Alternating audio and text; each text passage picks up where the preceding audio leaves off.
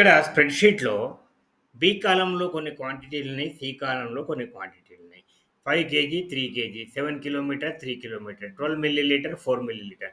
ఇప్పుడు వీటిని మనం మల్టిప్లై చేస్తే ఏమవుతుందో చూద్దామా? ఇది B two multiplied by C two enter. చూసారా వాల్యూ వచ్చింది. మనం దీన్ని కాపీ చేసినా అంతే. అన్నిటికి కూడా అట్లనే వాల్యూ వస్తది. మరెట్లా? మనకు కరెక్ట్ వాల్యూ రావాలి.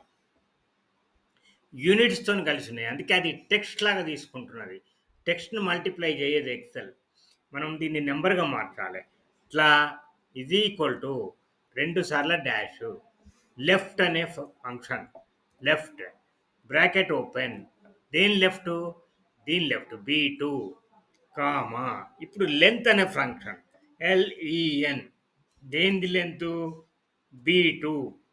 బి2 లెంత్‌లో నుంచి ఎన్ని అక్షరాలు తీసేయాలి? లాస్ట్ 2 అక్షరాలు తీసేయాలి. -2 ఎన్ని తీసేయాలంటే అంత పెట్టాలి. Bracket close. ఇప్పుడు మల్టిప్లైడ్ బై మళ్ళీ సేమ్ 2 సార్ల డాష్ ఎల్ఈఎఫ్‌టి బ్రాకెట్ ఓపెన్.